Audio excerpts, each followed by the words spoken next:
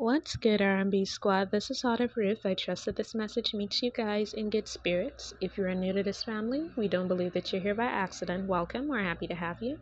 And Jesus is, of course, always happier. So the word I have today comes from a dream that I had, and you will know it is for you as you listen. As per usual, take what's for you, leave the rest, eat the meat, spit out the bone. You'll know how we do it here. Additionally, if this word is for you, you will know right away that it is, because this is something that the Lord has already been alerting you to. You've already been receiving warnings about this. So this will just serve as additional confirmation to what God has already been alerting you to.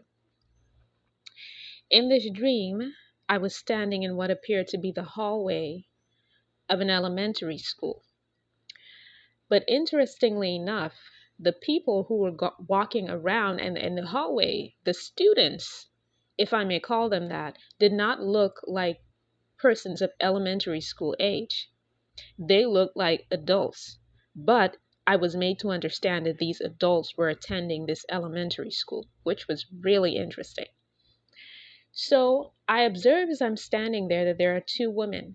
One of them is looking at the other one getting ready to leave. One woman is standing at her locker and she's retrieving her stuff from the locker and she's getting ready to leave. And as she's getting ready to leave, I had a sense of what she was thinking. The Lord allowed me to know what she was thinking. She was thinking that her significant other, her boyfriend, was about to pick her up and give her a ride home, and that they were going to spend some quality time together.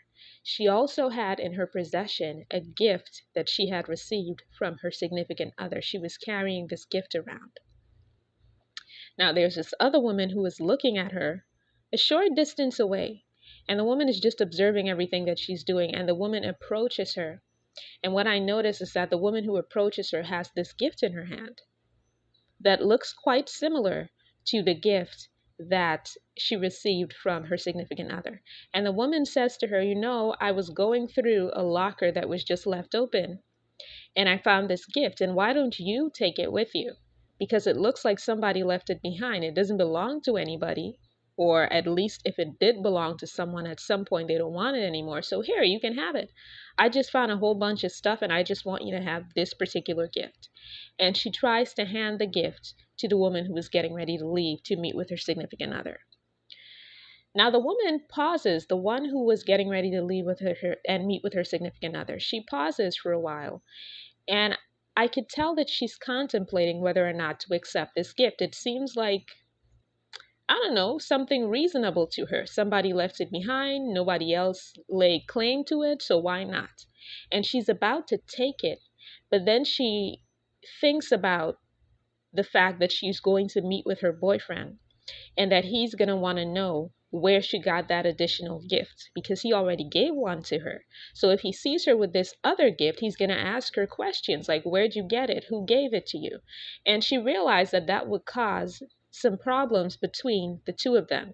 So she gave the gift back to the woman and said to her, you know what? I can't take this. It doesn't belong to me. I don't want it.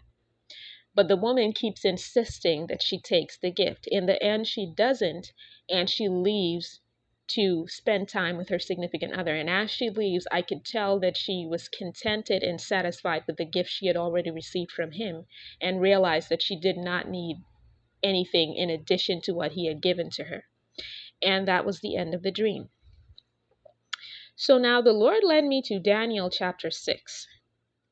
And in Daniel chapter 6, this is where Daniel is set up by some of the other so-called princes and rulers that are under King Darius. They're serving under King Darius. And they were jealous of Daniel, and they were trying to find, as the Bible says, occasion against him or find fault with him. And they couldn't find any fault with him because his service was good. He served the king well. He did his job well. The only thing they could find fault with was the way he served the Lord.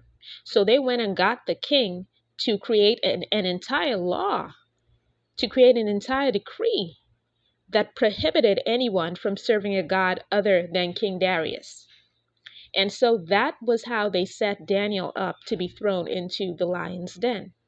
But y'all know what happens after that, for those of you who are familiar with that story. And if this is for you, you need to read the entire chapter. The very people who set Daniel up to be thrown into the lion's den, it looked like they succeeded at first, but Daniel was not harmed.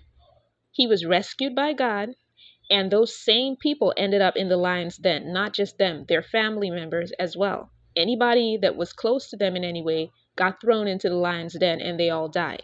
And emphasis was put, even though you should read the entire chapter, emphasis was put on verses 24, 25, and 26. So I'm going to read those now. And the king commanded, and they brought those men which had accused Daniel, and they cast them into the den of lions, them, their children, and their wives. And the lions had the mastery of them, and brake all their bones in pieces, or ever they came at the bottom of the den. Then King Darius wrote unto all people, nations, and languages that dwell in all the earth, Peace be multiplied unto you. I make a decree that in every dominion of my kingdom men tremble and fear before the God of Daniel, for he is the living God and steadfast forever, and his kingdom that which shall not be destroyed, and his dominion shall be even unto the end. So if this is for you, there is something that God is positioning you for. That could look different for everybody. For some of you, God is positioning you for ministry. For others of you, he's positioning you to assume a certain responsibility in some area.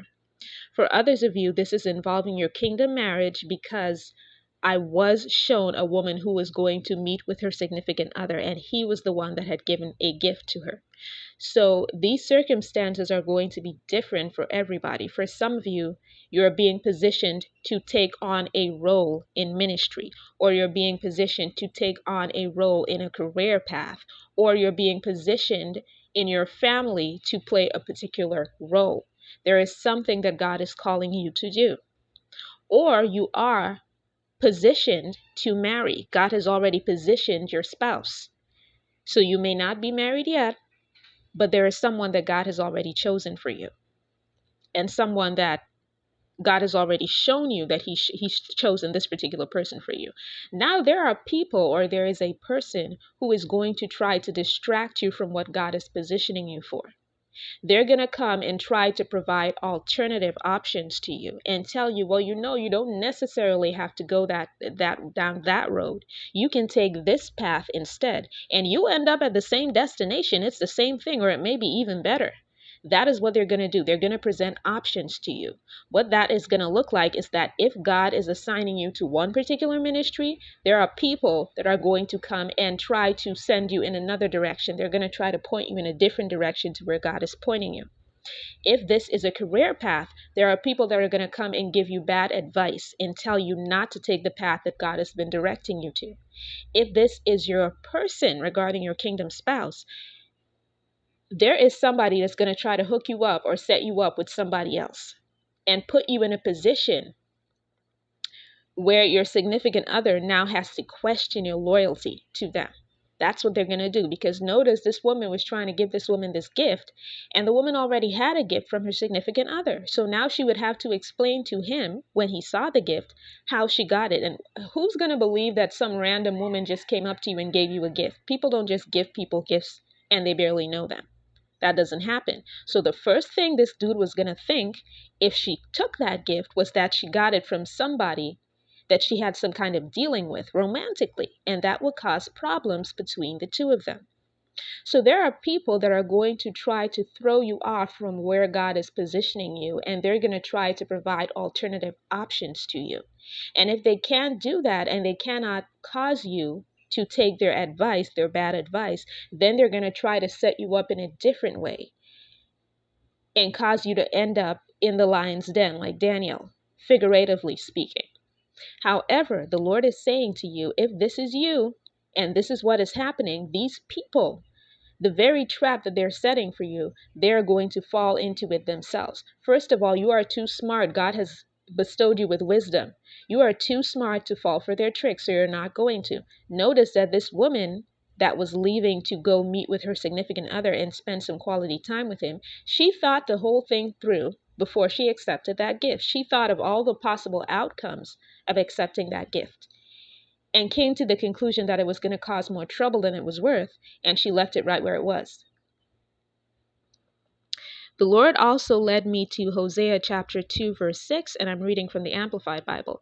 Therefore, behold, I, the Lord God, will hedge up her way with thorns, and I will build a wall against her, shutting off her way, so that she cannot find her paths.